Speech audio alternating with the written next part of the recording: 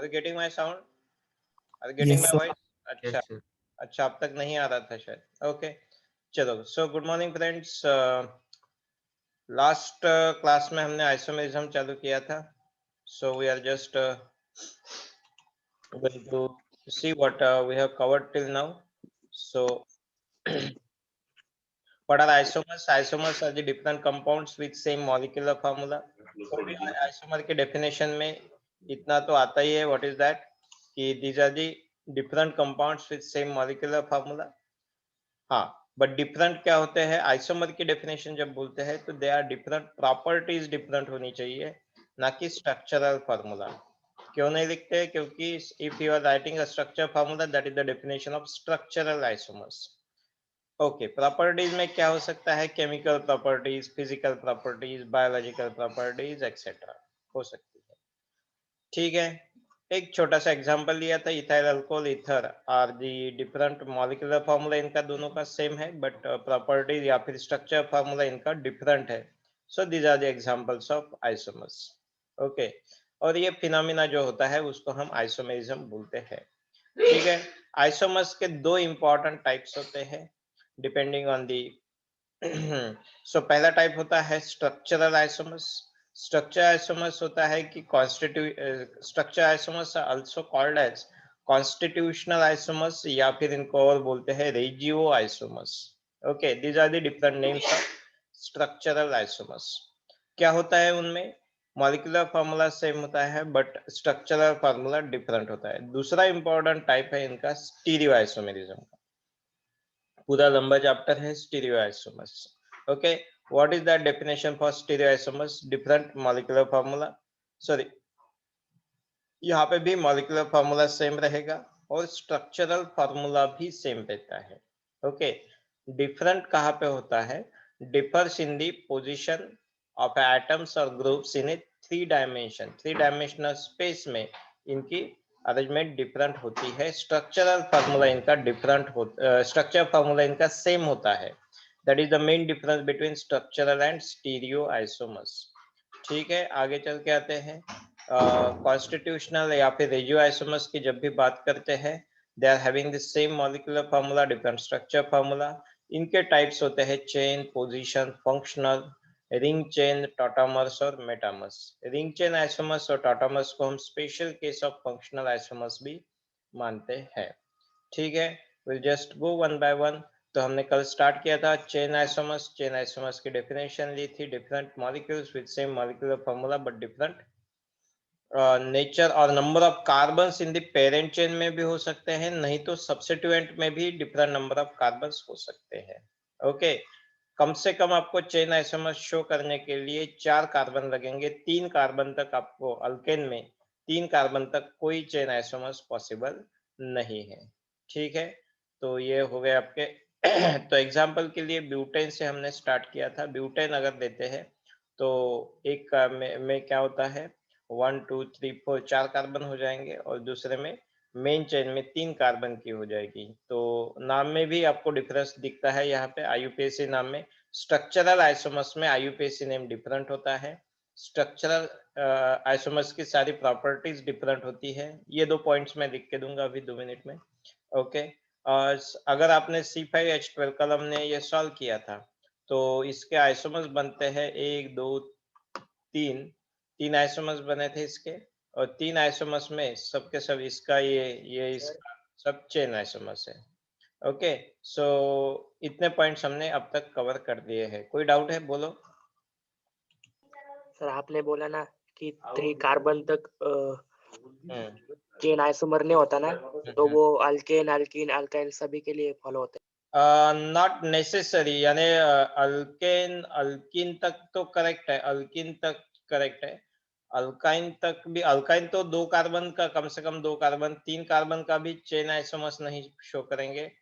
4 में भी नहीं शो करेंगे, उसको भी 5 कार्बन लगेंगे अल्काइन को.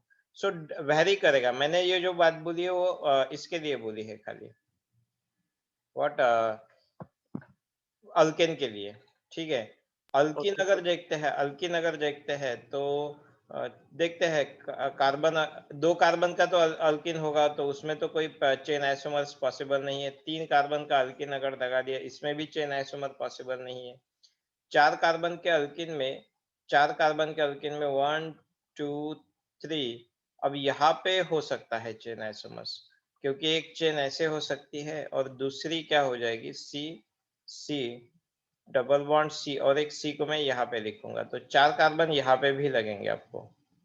अल्काइन की बात करते हैं तो 2 कार्बन वाला अल्काइन तो नहीं शो करेगा, 3 कार्बन वाला अल्काइन भी नहीं शो करेगा। 4 कार्बन वाला अल्काइन 1 2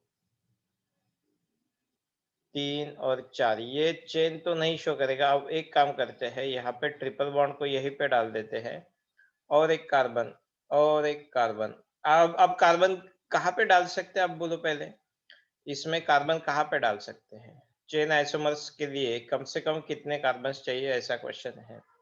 तो क्या मैं इस कार्बन को यहाँ पे डाल दिया तो वो भी पहले जैसे ही हो जाएगा। लास्ट में डाल दिया तो वो चेन आइसोमर नहीं रहेगा, पोजीशन आइसोमर रहेगा, वो तो नेक्स्ट वाली केस है अभी आएगी।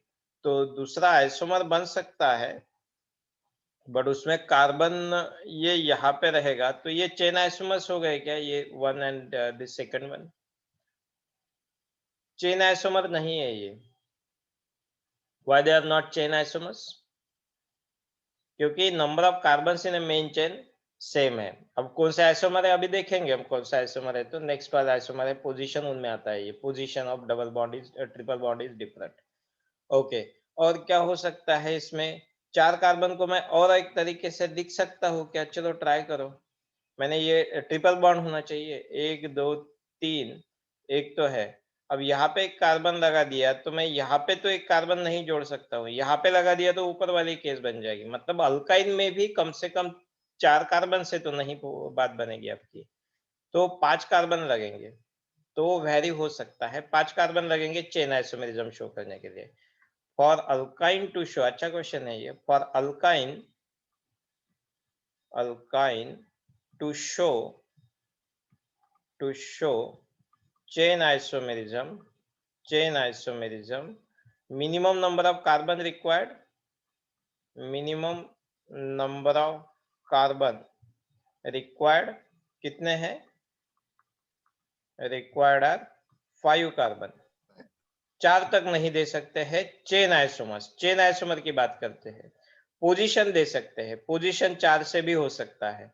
पोजीशन आइसोमर कैन बी कम से कम, for position isomer can be shown by 4 carbon atoms, वो भी हम देखेंगे पोजीशन आइसोमर क्या होता है। नहीं तो यहाँ पे एग्जांपल है, ये दो जो है compound 1 and 2, these are nothing but position isomer. आपको दिख रहा है position of triple bond is different. इसका नोमेनक्लेचर देखो, 1 2 3 4, ब्यूटाइन है ना, ब्यूट 2 आइन हो गया, और ये ब्यूट 1 आइन हो गया, मतलब 2 और 1 खाली position is a different. Okay, तो पोजीशन आइसोमर्स बोलते हैं इनको। एक दो पॉइंट्स मैंने जो बोला था स्ट्रक्चरल आइसोमर्स के बारे में, दो तीन पॉइंट्स लिखने वाले थे। Structural isomers, for structural isomers all properties are different. For कोई भी कंपाउंड के अगर 2 स्ट्रक्चरल आइसोमर्स होते हैं, for structural isomers all properties are different, all properties are different, मतलब उनका मेल्टिंग पॉइंट, मतलब फिजिकल, ऑल प्रॉपर्टीज में आ जाएगी आपकी physical properties, chemical properties, chemical मतलब reactivity with some reagents, chemical properties, biological properties. Okay, these are different. Physical properties में generally melting point, तो ये डिफरेंट होती है इनके melting point, boiling point. Okay, refractive index physics में आता है आपको, ये रिफ्रैक्टिव इंडेक्स, और अलग अलग कोई प्रॉपर्टीज होंगी। So these properties will be different in the structure isomers है, तो उनकी प्रॉपर्टीज 100% डिफरेंट होती है। ठीक है, स्टीरियो में कुछ स्टीरियो आइसोमर्स में फिजिकल प्रॉपर्टीज सेम हो सकती है, बट केमिकल और बायोलॉजिकल प्रॉपर्टीज डिफरेंट होती है। ओके, अलग अलग कंपाउंड्स है तो। और एक बात क्या बोली थी मैंने स्ट्रक्चरल आइसोमर्स के बारे में अभी, structure isomers all properties are different, something I was telling you ना। अच्छा चलो ठीक है, पॉइंट ध्यान में आया तो मैं बोल दूंगा। ठीक है, तो ये हो गए हमारे स्ट्रक्चर आइसोमर्स के लिए।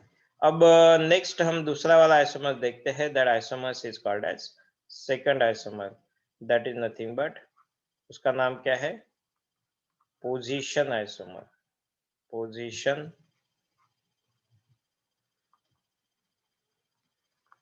आइसोमर्स बहुत सिंपल सा है।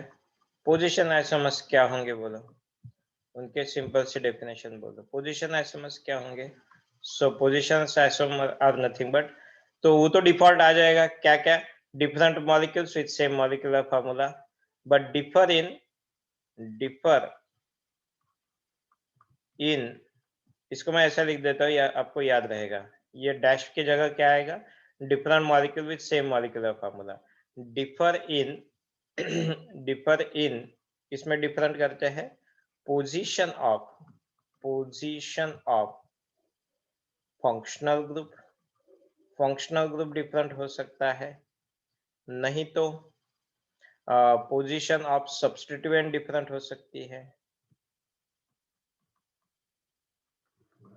सब्स्टिट्यूएंट डिफरेंट हो सकती है, नहीं तो सब्स्टिट्यूएंट की पोजीशन डिफरेंट हो सकती है, या फिर पाई बॉन्ड की पोजीशन डिफरेंट हो सकती है। पाई बॉन्ड में हमारे आते हैं double bond, triple bond, okay, इनकी पोजीशन डिफरेंट हो सकती है। इनमें आपकी जो चेन होती है, मेन चेन जो होती है, number of carbons in the main chain are same, number of carbons in main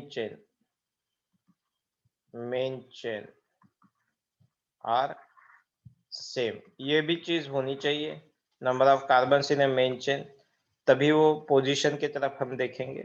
दूसरी बात, सब्स्टिट्यूएंट और फंक्शनल ग्रुप, अब जो बात करते हैं जो डिफर होने की, फंक्शनल ग्रुप, नहीं तो सब्स्टिट्यूएंट, नहीं तो डबल बॉन्ड या फिर ट्रिपल बॉन्ड, ये सेम होने चाहिए, ये सेम होने चाहिए, मतलब जो कंपेयर करते हो तो एक डबल बॉन्ड है एक ट्रिपल बॉन्ड है, ऐसा कंपेयर नहीं कर सकते हो आप, ओके। पोजीशन आइसोमर्स के लिए सब्स्टिट्यूएंट सेम होने चाहिए, एक इथाइल ग्रुप है दो मिथाइल ग्रुप है, ऐसा नहीं हो सकता है, एक मिथाइल ग्रुप है और दूसरा कुछ तो भी मिथाइल वगैरह है, इनको हम कंपेयर नहीं कर सकते। एक प्रोपाइल ग्रुप लिया और आपका दूसरा मिथाइल इथाइल ग्रुप है, उसको कंपेयर नहीं कर सकते हो।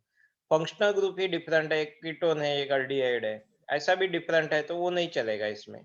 तो पोजीशन, एक पोजीशन कंपेयर करने के लिए सेम मॉइटी की पोजीशन हम देखेंगे, ठीक है। अब देखते हैं इसका एग्जांपल, बहुत सिंपल से एग्जांपल, अभी जो हमने ऊपर देखा था, व्हाट इज दैट, कार्बन है आपके पास, 4 कार्बन है, 4 कार्बन में, हाँ 4 कार्बन 1 2 3 और 4, यहाँ पे एक ट्रिपल बॉन्ड डाल देता हूँ, एंड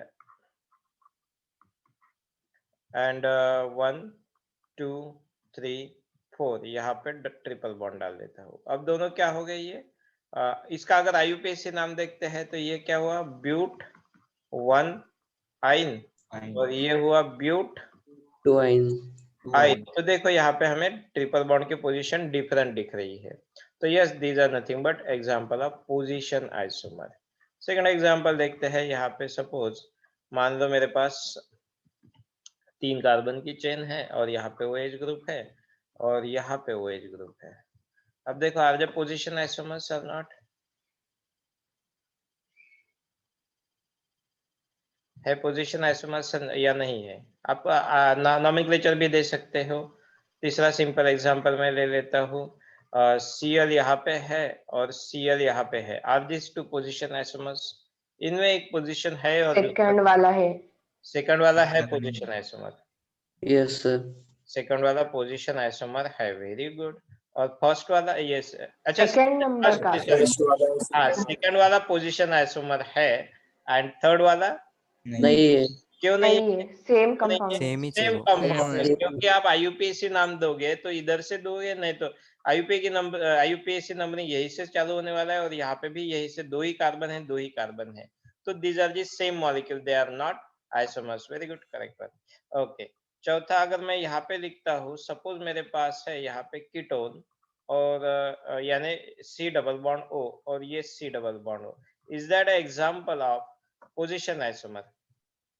खाली ये क्वेश्चन है कि Yes, are they sir. Position isomer, are they position isomer, no sir, Yes. Yes और नो? नो है नो। फंक्शनल ग्रुप अलग अलग है ना। हाँ देखो मैंने क्या बोला है ऊपर कि फंक्शनल ग्रुप अगर अलग अलग होते हैं तो they are not position isomer. यहाँ पे फंक्शनल ग्रुप कौन सा है? Ketone, ketone. और यहाँ पे फंक्शनल ग्रुप कौन सा है? अल्डिहाइड। एल्डिहाइड। अल्डिहाइड। तो कीटोन और अल्डिहाइड जब होते हैं तो they are not position isomer. तो आगे वाला आइसोमर होंगे they are called as functional group isomer या फिर फंक्शनल आइसोमर्स बोलते हैं इसको। ये आगे वाली डेफिनेशन में आएगा, ठीक है। तो फंक्शनल ग्रुप अलग अलग नहीं होने चाहिए। हाँ डबल बॉन्ड ट्रिपल बॉन्ड हो सकता है। तो इस तरीके से भी हम बोल सकते हैं। पांचवा कंपाउंड अगर मैं लेता हूँ, डबल बॉन्ड यहाँ पे 3 कार्बन का अल्किन, 3 कार्बन का अल्किन होगा क्या ये? होगा सर। नहीं no sir, isomer? sir. Position isomer है नहीं। अब क्वेश्चन इतना ही, पोजीशन आइसोमर है या नहीं है? नहीं है। फिर क्या है, सेम है या डिफरेंट है? आइसोमर्स है या नहीं है? Same है. Same compound. देखो yes same compound. Same compound. अगर बेंजीन है और बेंजीन को एक CH3 ग्रुप है और एक यहाँ पे CH3 ग्रुप है, ऑर्थो मेटा और पैरा बेंजीन, मेटा बेंजीन भी ले, मेटा जाइलिन, इसका नाम क्या है? 2 CH3 ग्रुप है तो इसको बोलते हैं जाइलिन। तो ये ऑर्थो है, ये मेटा है, ये पैरा है। IUPAC में क्या होता है? ये 1,2 dimethyl benzene, 1,3 dimethyl benzene, 1,4 dimethyl benzene. नाम में ही इनके 1,2 1,3 1,4 क्या डिफर हो रहा है यहाँ पे? क्या डिफर हो रहा है? Position. तो यहाँ पे ये Position. भी एग्जांपल हो गए आपके पोजीशन आइसोमर के ही, ऑल आर पोजीशन आइसोमर्स, ठीक है। या फिर अगर मैंने ये क्वेश्चन पूछा आपको कि बेंजीन को एक इथाइल ग्रुप है और बेंजीन को 2 मिथाइल ग्रुप है, अब ये कौन से टाइप के आइसोमर्स है? Position. Are they position isomer? Yes. अभी मैंने बोला नो है सर। पोजीशन आइसोमर में कंपेयर करने के लिए इक्वल वालों को कंपेयर करो। ये वाला ग्रुप कौन सा है? इथाइल ग्रुप है। और यहाँ पे 2 मिथाइल ग्रुप है, 2 मिथाइल, डाइमिथाइल वाली केस है ये। ओके, तो आरजे पोजीशन आइसोमर, पहले तो ये बोलो नो पोजीशन आइसोमर में बैठेंगे नहीं, नो फिर सर। कौन से आइसोमर में बैठेंगे? तो अभी हमारा पहले हो चुका है पहला एग्जांपल चेन। तो क्या ये चेन आइसोमर की पोजीशन हो सकती है? Yes sir. चेन आइसोमर की डेफिनेशन में हमने देखो क्या लिखा था स्टार्टिंग में ही, याद होगा तो आपने लिखे हैं नोट्स। चेन आइसोमर के डेफिनेशन में क्या लिखा था हमने? चेन आइसोमर्स में number of carbon in a parent chain तो 6 कार्बन की है, और क्या लिखा है हमने? R in substitution. हाँ, और इन सब्स्टिट्यूएंट। Substitute. तो यहाँ पे सब्स्टिट्यूएंट में नंबर ऑफ कार्बन डिफर है तो वो भी चलता है। तो this is the example of chain isomer. तो ये इंपॉर्टेंट एग्जांपल है क्योंकि ये समझ में नहीं आता है बहुत बार कि अरे ये कौन सा आइसोमर हो सकता है। एक 4 मेंबर्ड रिंग दी है आपको और एक 5 मेंबर्ड रिंग दी है। चलो सो नेक्स्ट वाला केस बोलता हूँ मैं। एक 5 मेंबर्ड रिंग दी है और एक 4 मेंबर्ड रिंग दी है एक कार्बन के साथ। कौन से टाइप का आइसोमर है ये? चेन। चेन। Chain. यस, ये हुआ चेन आइसोमर। क्यों चेन आइसोमर हुआ? क्योंकि एक रिंग है, पेरेंट चेन हमारे 5 कार्बन की है और यहाँ पे पेरेंट चेन हमारी 4 कार्बन की है। तो number of carbon in parent chain will be different. तो ये होते हैं चेन आइसोमर। पहले हम चेन आइसोमर की तरफ जाएंगे, बाद में फिर पोजीशन वगैरह देखेंगे। सो समझ में आ गया ये पोजीशन आइसोमर्स क्या होते हैं, ठीक है। अब एक बहुत इंपॉर्टेंट मैं चीज बोलने जा रहा हूँ before starting the next isomer. चलो नेक्स्ट आइसोमर फंक्शनल वाला, हाँ चलो ठीक है। एक इंपॉर्टेंट चीज पहले लूंगा, व्हाट इज दैट? ये बहुत इंपॉर्टेंट चीज है। So that is called as degree of unsaturation. Degree of, इसको बहुत अलग अलग नाम है, अनसैचुरेशन, DOU, या फिर degree of sites of unsaturation भी बोल सकते हैं। अलग अलग नाम है sites of unsaturation, which is also called as double bond equivalence, double bond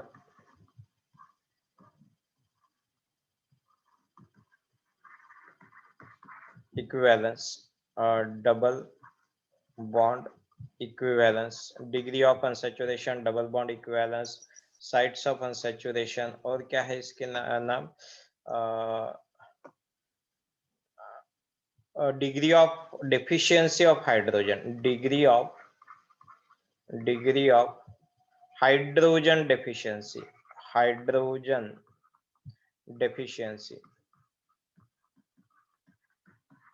degree of hydrogen deficiency, double bond equivalent, sites of unsaturation, degree of unsaturation.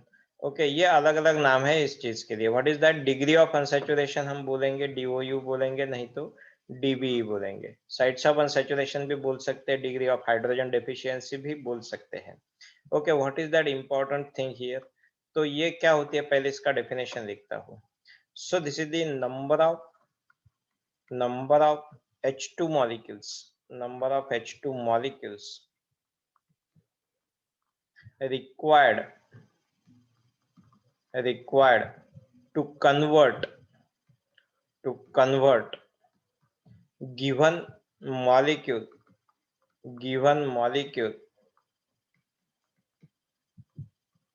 into its saturated form. Okay, saturated form में लाने के लिए कितने H2 molecules लगने वाले हैं, या फिर आप मोल्स भी बोल सकते हैं स्टाइकोमेट्रिक प्रोपोर्शन में अगर देते हैं तो. Number of moles is the better word. Number of moles, कितने H2 के मोल्स लगेंगे to required to convert molecule into the its saturated form. Stoichiometric form में आपको कितने मोल्स इसके लगने वाले हैं.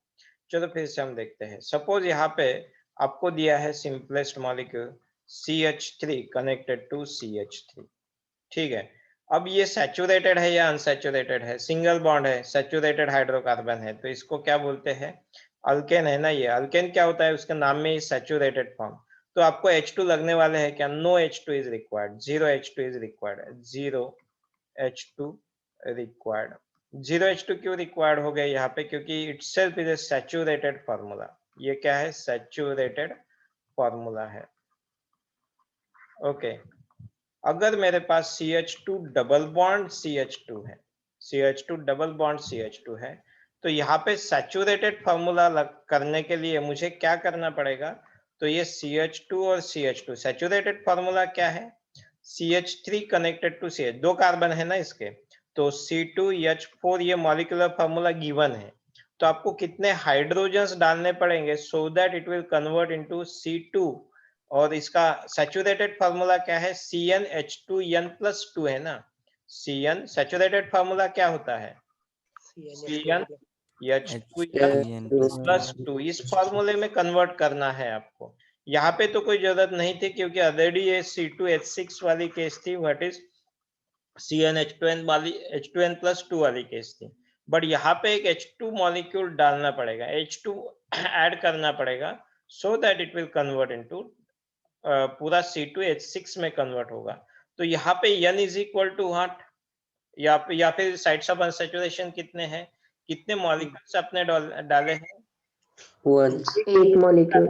तो साइट्स ऑफ अनसैचुरेशन हम इसको एक सिंबल लेंगे, तो इसको हम डिनोट करने के लिए ओमेगा लिखेंगे, ओमेगा. ठीक है, तो ये कुछ स्टैंडर्ड नोटेशन नहीं है, तो जनरली ये ओमेगा यूज करते हैं.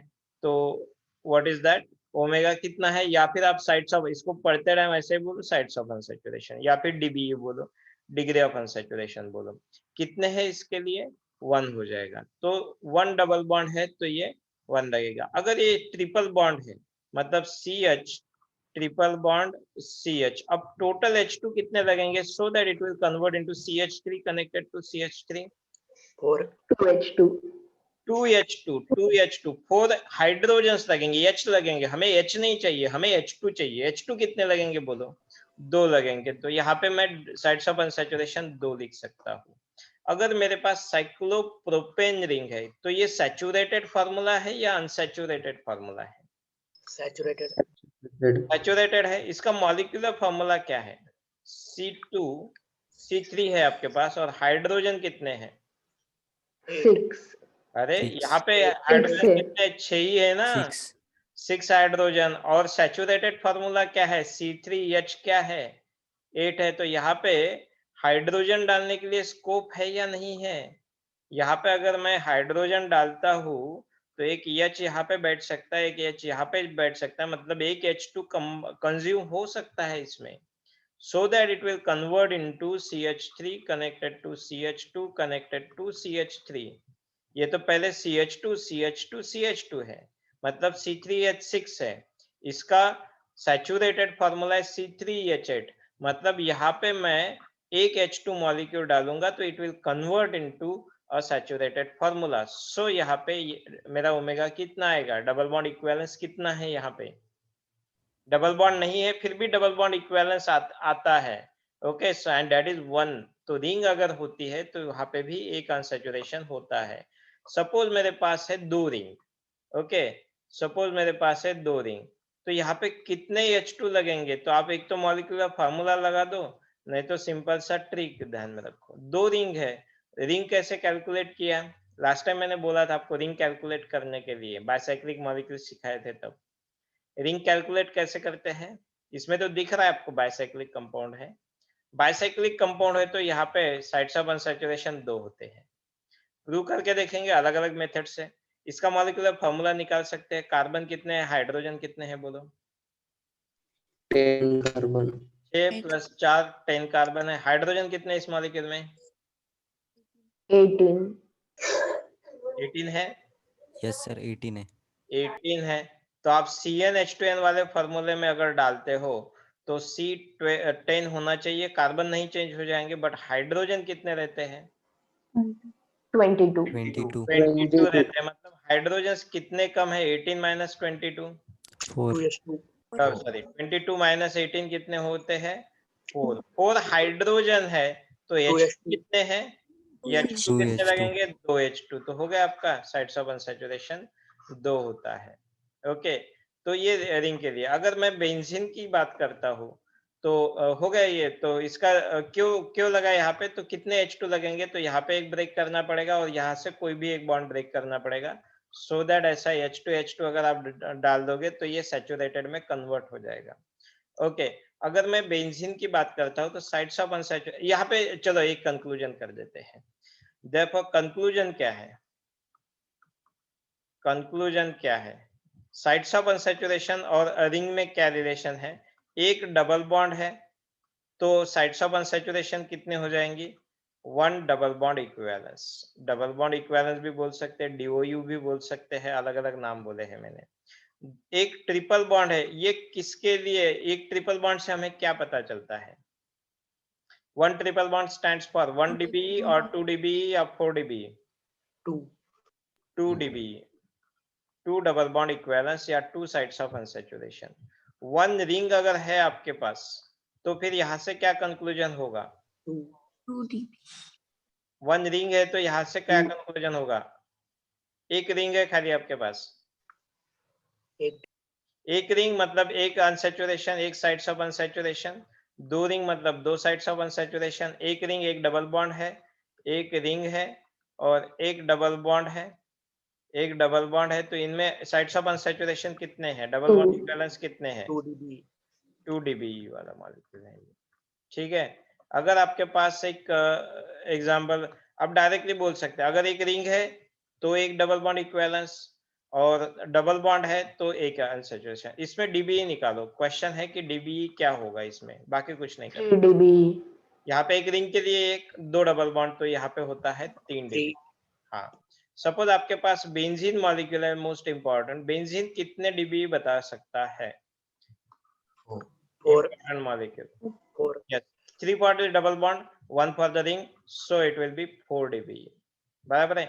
नैप्थेलिन में कितने DBE हो सकते हैं? नैप्थेलिन क्या है? 6.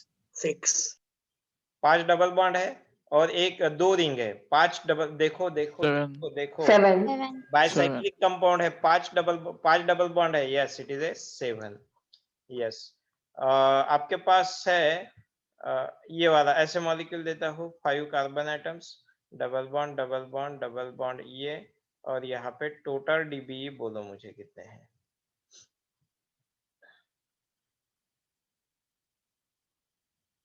6.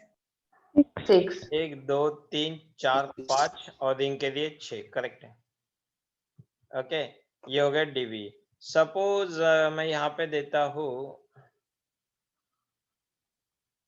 कहीं पे देखा है इस मॉलिक्यूल को, क्या नाम है इसका, क्या नाम है? कितने डीबी होंगे बोलो?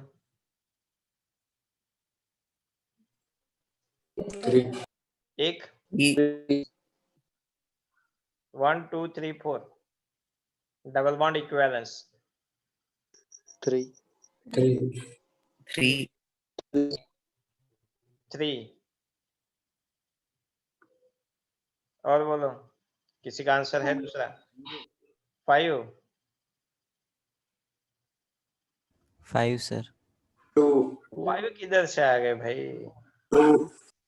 Yes, how to bicyclo. हाँ, ये कौन से हाँ सर, कैटेगरी में 2. लिया है हमने? ये कौन से कैटेगरी में लिया था ये मॉलिक्यूल? ये मॉलिक्यूल लिया था हमने बाइसाइक्लो वाली कैटेगरी में लिया था ना। बाइसाइक्लो नाम में ये बाइसाइक्लिक, बाइसाइक्लो 221 नोनेन हेप्टेन है ये, बाइसाइक्लो 221 हेप्टेन। तो वो भी प्रूव किया था हमने, इसको बाइसाइक्लिक क्यों बोलते हैं। Minimum sigma bonds required to break that one. लिया है आपका, भूलो मत यार, ऐसा मत करो। हाँ, तो ये हो गया। तो डबल बॉन्ड इक्विवेलेंस ऐसे हो जाएगा। वहीं पे मैंने अगर नॉर्बोर्नेन में ही डबल बॉन्ड डाल दिया, सपोज यहाँ पे डबल बॉन्ड डाल दिया, नहीं तो यहाँ पे डबल बॉन्ड डाल दिया, अब साइड्स ऑफ अनसैचुरेशन कितने हो जाएंगे? इस केस में कितने हो जाएंगे?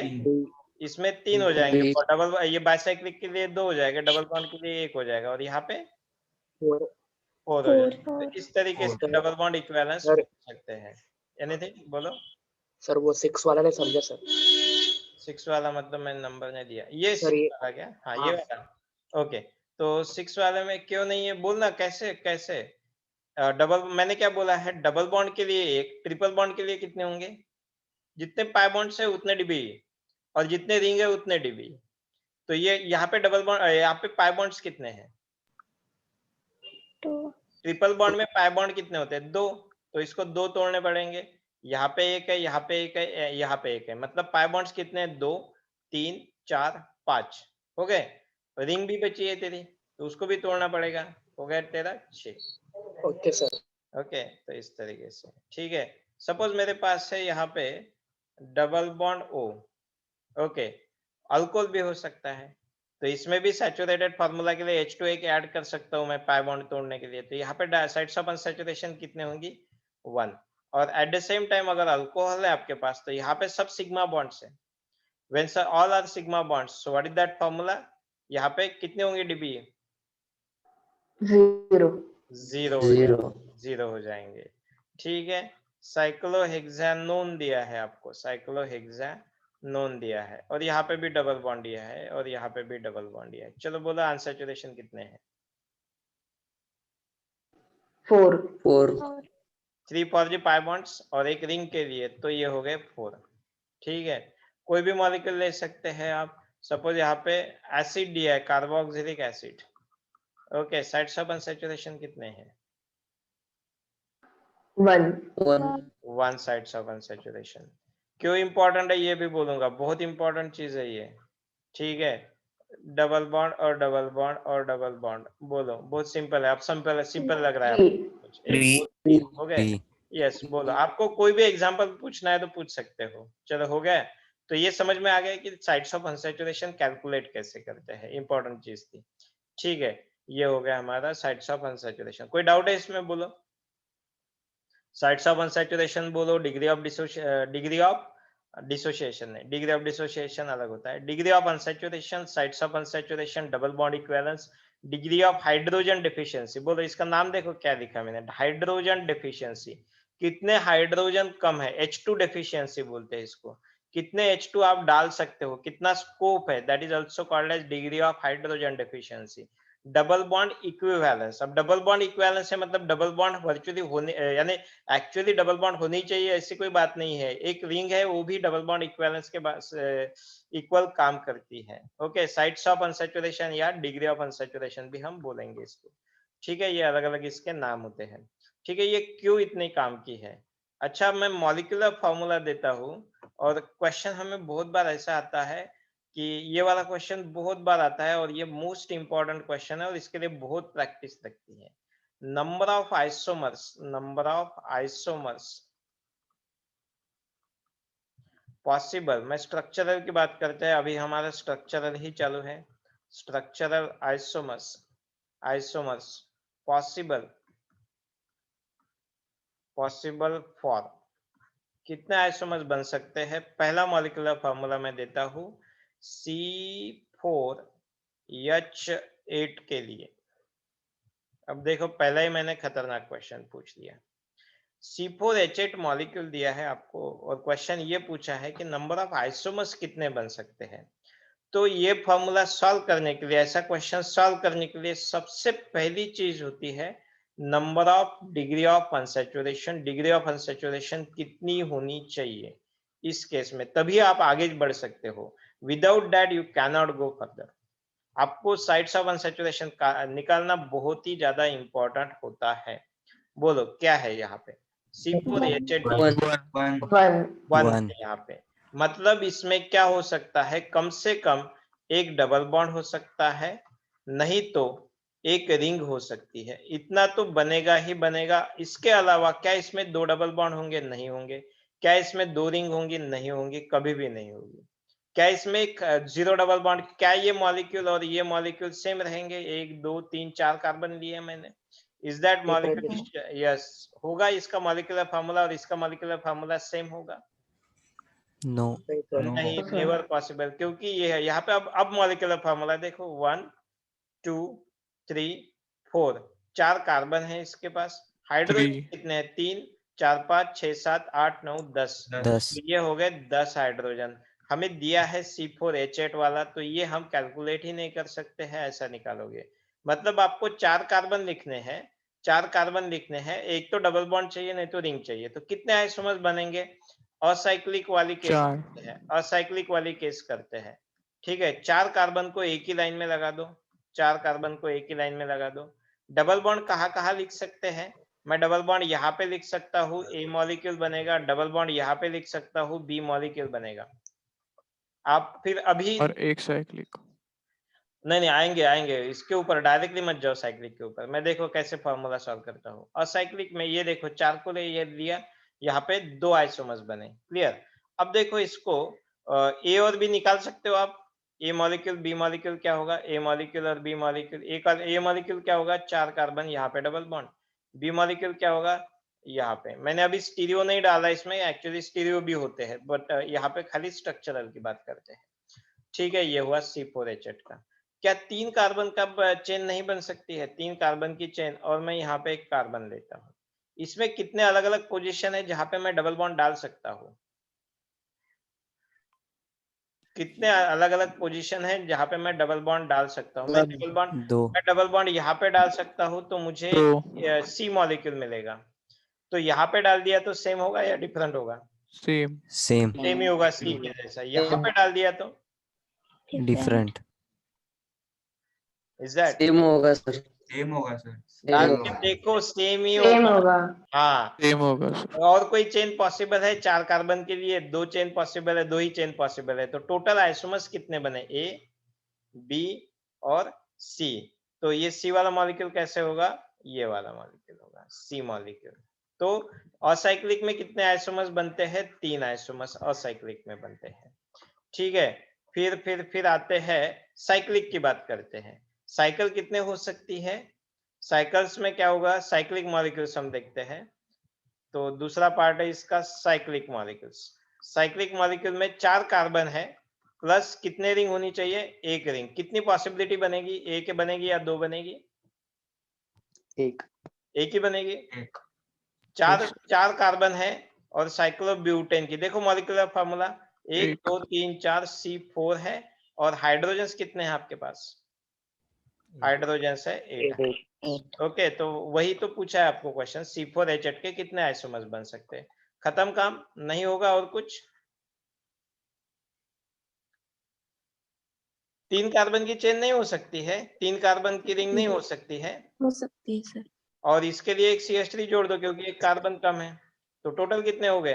तो यहाँ पे भी मॉलिक्यूलर फार्मूला चेक कर दो, मॉलिक्यूलर फार्मूला चेक करना बहुत इंपॉर्टेंट है। 1 2 3 4 4 कार्बन है और हाइड्रोजन कितने, 2 2 1 7 हो गए, सॉरी 2 और 2 4 और 1 5 हो गए, प्लस 3 कितने हो गए, C4H8। मतलब मॉलिक्यूलर फार्मूला सेम है। और कुछ पॉसिबल है, 8 और कुछ पॉसिबल है, और कुछ पॉसिबल है, नहीं पॉसिबल है। तो साइक्लिक में कितने हो गए आपके, 2 आइसोमर्स हो गए, और साइक्लिक में कितने हो गए थे, 3। तो what is the answer for this question. इसके लिए आंसर क्या आएगा, 5। Yes, Five. इस फाइनल Five. Answer is 5। कितना आइसोमर्स पॉसिबल है, 5 आइसोमर्स पॉसिबल है टोटल। क्वेश्चन ऐसा भी हो सकता है कि यही कंपाउंड दिया रहेगा, असाइक्लिक कितने हैं, यही कंपाउंड दिया रहेगा, साइक्लिक कितने हैं, ऐसे भी क्वेश्चन आ सकते हैं। ओके, तो इसलिए साइट्स ऑफ अनसैचुरेशन निकालना बहुत जरूरी होता है। एक बहुत इंपॉर्टेंट चीज बोलने वाला हूँ, वेरी वेरी इंपॉर्टेंट। अगर तो how to compare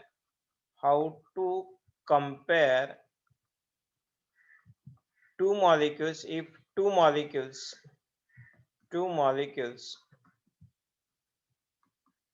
have same molecular formula or not, same molecular formula or not। अब आप बोलोगे सब बहुत ही तो इजी है कि सब मॉलिक्यूल कैलकुलेट करो। मैं बोल रहा हूं यहाँ पे विदाउट, सबसे हेडेक क्या है, without hydrogens. So without calculating hydrogens. आप बोलोगे सर ये क्या बता रहे हैं आप, calculating hydrogens. Okay, most important चीज है, बहुत इंपॉर्टेंट। हाउ टू कंपेयर, देखो मैं क्या बोल रहा हूँ, बहुत इंपॉर्टेंट बात है ये। How to compare two molecules have same molecular formula, दोनों का सेम मॉलिक्यूलर फार्मूला है या नहीं है, without calculation of the hydrogen. Hydrogen count ही नहीं करना है। अभी एक ऐसी मेथड बोलूंगा, बहुत बड़े बड़े मॉलिक्यूल्स कितने भी लिखो, ओके, तो वहां पे क्या करोगे आप, hydrogens without calculating the hydrogens molecular formula निकाल सकते हो है ना, क्योंकि हाइड्रोजन निकालना ही तो बहुत कंज्यूमिंग प्रोसेस है ना। इसको मैं देख के बोल सकता हूँ क्या मॉलिक्यूलर फार्मूला सेम है या नहीं है। तो अभी तो मैंने निकाल के बताए थे, हाइड्रोजन काउंट करके बताए थे। Okay, without counting the hydrogen, just by looking at the molecule, क्या मैं बोल सकता हूँ, यस आप भी बोल सकते हो 2 मिनट के बाद। ओके, देखो क्या करोगे यहाँ पे, first calculate carbons and other atoms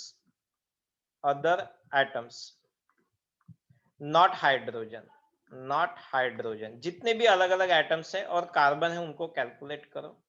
और दूसरा क्या है, calculate sites of unsaturation, DBE बोलो, डबल बॉन्ड इक्विवेलेंस बोलो, DOU बोलो, व्हाटएवर यू वांट। ओके, तो ये दोनों अगर कैलकुलेट करोगे, if both are same, if everything is same, then they have same molecular formula, बस खत्म। इतने सिंपल सी बात है। सपोज मैं यहाँ पे देता हूँ इतना बड़ा मॉलिक्यूल और यहाँ पे लिख देता हूँ, क्वेश्चन ऐसा है, कितने हैं, 1 2 3 4 5 6 7 8 5। ओके, क्वेश्चन ये है इन दोनों का मॉलिक्यूलर फार्मूला सेम है या नहीं है। क्वेश्चन इतना है कि ये मॉलिक्यूलर फार्मूला सेम है या नहीं है। 2 सेकंड में आप बोल सकते हो, 2 सेकंड में, कुछ करने की जरूरत नहीं है। ये देखो मैंने क्या बोला है आपको, हाइड्रोजन काउंट करना नहीं है, आपको काउंट करना है खाली नंबर ऑफ कार्बन। और अदर आइटम्स कौन से दिख रहे हैं मुझे, ऑक्सीजन दिख रहा है, तो ऑक्सीजन दोनों में 1 है, तो ऑक्सीजन को कैलकुलेट करो, हाइड्रोजन को छोड़ दो यहाँ पे, ऑक्सीजन 1 है यहाँ पे, और कार्बन कितने हैं, 1 2 3 4 5 6 7 8, 8 कार्बन से। यहाँ पे हाइड्रोजन को मैं नहीं कैलकुलेट करूंगा, यहाँ पे भी C8 H कितने भी होंगे मैं कैलकुलेट नहीं करूंगा। ऑक्सीजन कितने हैं यहाँ पे, 1 है, देखो 5 कार्बन 6 7 8 है और ऑक्सीजन 1 है, ठीक है। साइट्स ऑफ अनसैचुरेशन यहाँ पे कितने हैं और साइट्स ऑफ अनसैचुरेशन यहाँ पे कितने हैं, वन वन वन है, यहाँ पे वन है। 100% these two molecules have same molecular formula, same molecular formula। कितना टाइम लगा? आपको एक्सप्लेन भी किया है ना मैंने। अगर एक्सप्लेन नहीं करता तो मैं डायरेक्टली देख के ही बोलता हूँ यहाँ पे सेम मॉलिक्यूलर फार्मूला है। चेक करो, चेक करो। हाइड्रोजन चेक करेंगे अभी। हाइड्रोजन कितने हैं? 2 3 4 5 6 7 8 9 10 11 12 13 14 15 16। हाइड्रोजन से यहाँ पे 16, हाइड्रोजन से 16 सेम ही होने चाहिए। ये है 2 3 4 5 6 7 8 9 10 11 12 13 14 15 और ये 16 डाल दो यहाँ पे। C8H16O, C8H16O हो गया खत्म। कौन सा भी मॉलिक्यूल कितना भी बढ़ा दिया जाए, आप देख के बोलना चाहिए सेम मॉलिक्यूलर फार्मूला है या नहीं है। देखो सेम मॉलिक्यूलर फार्मूला है या नहीं है। OH है, O है। कितने कार्बन है? चलो चलो सिंपल कर देता हूँ, सिंपल कर देता हूँ। चलो इसको O कर देता हूँ, OH। सेम मॉलिक्यूलर फार्मूला है या डिफरेंट मॉलिक्यूलर? बस इतना ही काम है आपका। सेम है या डिफरेंट है? Molecular formula same molecular formula निकालने की जरूरत है। हाइड्रोजन ये देखो 1 2 3 4 4 कार्बन, 1 2 3 4 4 कार्बन। ऑक्सीजन एक ऑक्सीजन एक ऑक्सीजन। साइड्स ऑफ अनसैचुरेशन 0 0 0 हो गया। मॉलिक्यूलर फार्मूला सेम है, यस डेफिनेटली। कैलकुलेट करके देखो, स्टार्टिंग है तो कैलकुलेट करके देखेंगे। C4 है इसमें, H कितने होंगे? 0 है तो यहाँ पे 10 होंगे और हाइड्रोजन ऑक्सीजन है 1। Yes okay. सपोज मैंने ऐसा दिया है आपको, ये वाला मॉलिक्यूल दिया है और ये वाला मॉलिक्यूल दिया है और आपको बोलना है इन दोनों, इन तीनों में से मॉलिक्यूलर फार्मूला किन दो का सेम है, A, B और C। जस्ट बाय लुकिंग, कुछ नहीं निकालना है, खाली देखो और बोलो कौन से दो मॉलिक्यूल का मॉलिक्यूलर फार्मूला सेम है। A and C. Is A that और A C, and B A and B? A और C, A और C, A and A and C का C. Molecular A formula and C, C, same molecular formula correct है ये। A and C का molecular formula same है, बाकी के B इसमें इसका मॉलिक्यूलर फार्मूला डिफरेंट है। देखो कितना टाइम गया हमारा, कुछ भी नहीं गया और डायरेक्टली हमारा आंसर आ गया। आप प्रूव करके देख सकते हो। यहाँ पे कितने लोगों को समझ में नहीं आया ये बोलो पहले मुझे। 1 2 3 3 कार्बन है, C3 है, H 3 और 3 6 है और ऑक्सीजन है। ये मॉलिक्यूलर फार्मूला C3 बोलो। हाइड्रोजन कितने हैं, ऑक्सीजन कितने हैं, इसमें कितने हैं? C3 H और ऑक्सीजन तो एक ही है। हाइड्रोजन बोलो इसमें कितने हैं? 2 और 2 4 और यहाँ पे कितने हैं? 2 और 2 4 5 और 6। C4 C3H6 निकालने में टाइम जाएगा। मैंने अभी जो ट्रिक बोली है आपको, डायरेक्टली आप लुक एज इट इज इसको देख के ही आप बोल सकते हो कौन सा मॉलिक्यूलर फार्मूला सेम होगा, कौन सा मॉलिक्यूलर फार्मूला डिफरेंट होगा। क्लियर? बोलो कोई डाउट है? बोलो।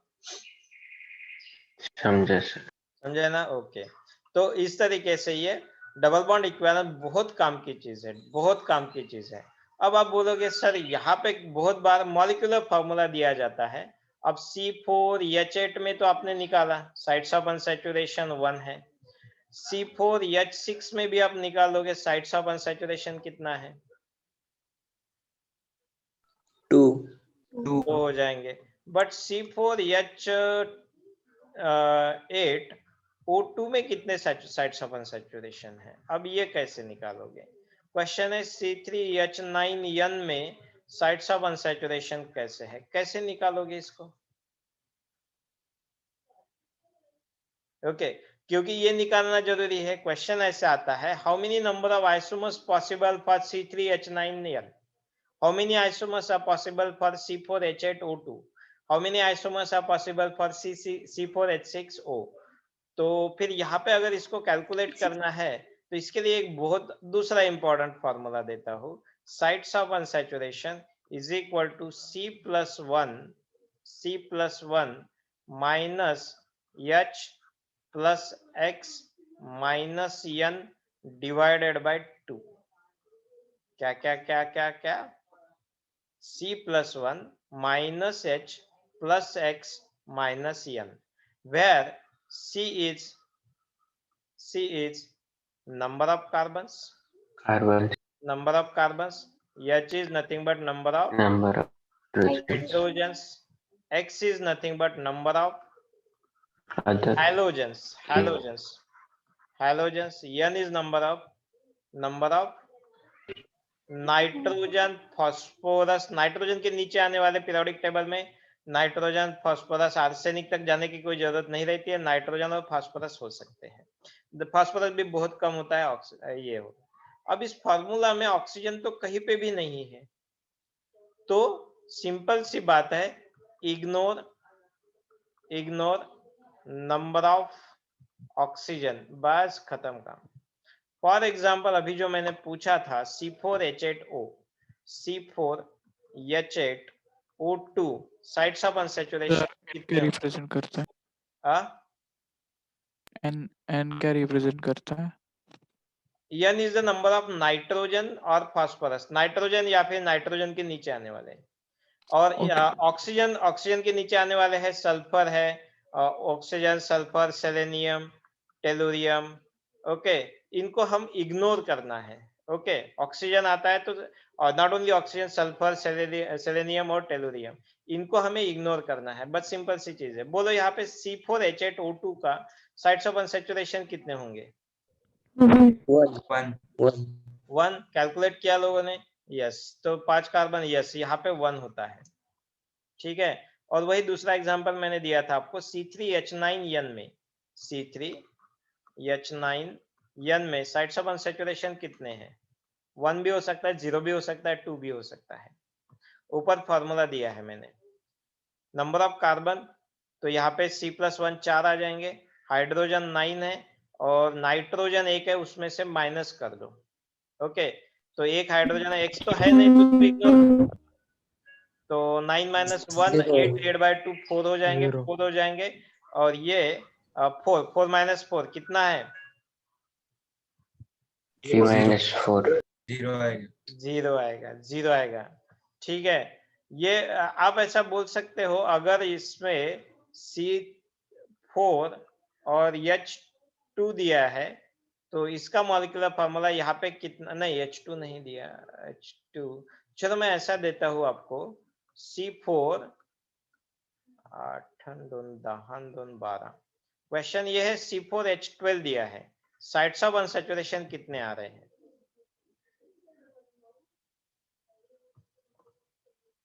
क्या है? C4H12 -1 क्या आ रहा है ये? -1, और डिग्री ऑफ अनसैचुरेशन -1 दे सकती है, तो जैसे ये -1 या फिर ऐसा इंटीजर छोड़ के आएगा, निगेटिव में जाएगा, तो आप एक बात चीज ध्यान में रखो कि मॉलिक्यूल डज नॉट एग्जिस्ट, ऐसे मॉलिक्यूल हो ही नहीं सकता है। ट्राई करके देखो, मॉलिक्यूल देखो कितनी काम की चीज है, यहाँ पे -1 आ रहा है, यही से हम बोल रहे हैं मॉलिक्यूल डज नॉट एग्जिस्ट, ऐसा मॉलिक्यूल होगा ही नहीं, ऐसा मॉलिक्यूल ही नहीं होगा। ट्राई करके देखो, 4 कार्बन है और 12 हाइड्रोजन है आपके पास, ट्राई करके देखो, कोई भी परम्यूटेशन कॉम्बिनेशन लगा दो, ऐसा मॉलिक्यूल एग्जिस्ट ही नहीं होगा। अलग अलग मॉलिक्यूल होंगे यहाँ पे, तो ऐसा मॉलिक्यूल एग्जिस्ट नहीं होगा। बट क्या C4H4 वाला मॉलिक्यूल एग्जिस्ट हो सकता है? C4H2 वाला, चलो इतना भी छोड़ दो, C4H2 हो सकता है क्या, एग्जिस्ट हो सकता है? यस, H2, तो साइट्स ऑफ अनसैचुरेशन कितने आएंगे? साइट्स ऑफ अनसैचुरेशन कितने आएंगे यहाँ पे? 3 आएंगे, हो सकता है मॉलिक्यूल C4, और 3 हो सकते हैं मॉलिक्यूल एग्जिस्ट हो सकता है, और 3 साइट्स ऑफ अनसैचुरेशन आ जाएंगे। ट्राई करो इसके आइसोमर्स बनते हैं या नहीं बनते हैं। सो होमवर्क फॉर यू। हाँ बोलो। जब वैल्यू 0 के नीचे आती है वो मॉलिक्यूल एग्जिस्ट नहीं करता क्या? माइनस में अगर है तो, इफ माइनस इज देयर या फिर पॉइंट्स में अगर फिगर आती है तो that is not A correct one. Okay हाँ सर वो 4 टू डिग्री ऑफ आइसोमर्स। ये हाँ सर 4 चाहिए, 3 4 है सर वो क्या C4H2 साइट्स ऑफ अनसैचुरेशन 4 है क्या? ओके 4 कर दो इसको। हाँ 4 होंगे बराबर है। 5 - 1 साइट्स ऑफ अनसैचुरेशन 4 है। चलो, तो मुझे एटलीस्ट होमवर्क ऐसा दिया है कि 2 आइसोमर एटलीस्ट बनाना है आपको, कम से कम 2 आइसोमर्स तो भी स्ट्रक्चर चाहिए, और calculate dB. Okay, following molecules के लिए डीबी क्या होगा ये कैलकुलेट करके देखो आप।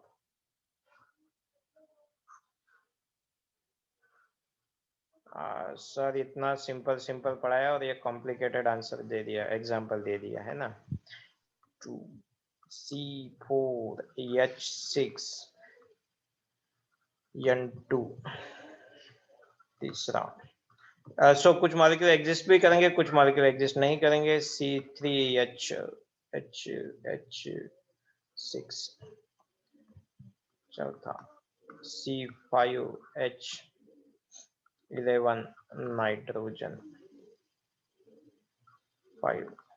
C5H13 nitrogen 6। C5H9 nitrogen C5 7। C2H5Cl C2H3Cl 9। C4H8 9 10 9 Br। Okay C10 है। C5H12 Br2। ठीक है, हाँ आप ट्राई करो कितने नंबर ऑफ अनसैचुरेशन हो सकते हैं तो। ठीक है, नहीं मैक्सिमम वैल्यू ऐसी कोई रहती नहीं है, मैक्सिमम वैल्यू कुछ भी हो सकती है, डिपेंड करेगा वो मॉलिक्यूल के। तो मॉलिक्यूल की डीबी के मैक्सिमम वैल्यू नहीं हो सकती है। मॉलिक्यूल बहुत बड़ा है, पॉलीमर टाइप का मॉलिक्यूल है तो इनफाइनाइट भी हो सकती है, you can not calculate that one. या फिर छोटे छोटे मॉलिक्यूल्स है तो लिमिटेड होगी। ठीक है, यस छोटे छोटे मॉलिक्यूल्स में लिमिटेड होगी, बट इसका कोई लिमिटेशन नहीं है। माइनस में नहीं हो सकती है, फ्रैक्शंस में नहीं हो सकती है, इतना ध्यान में रखो। It will be never negative, never negative. DB must not be, dB should not be negative or fraction। Okay so ये फ्रैक्शन और नेगेटिव नहीं होनी चाहिए, बस इतना ध्यान में रखो। चलो विद दैट आज का क्लास यहीं पे खत्म करते हैं। होमवर्क वाले क्वेश्चन आप सॉल्व करो, कोई डाउट होंगे तो कल के क्लास में कंटिन्यू करेंगे। ठीक है, चलो बाय बाय।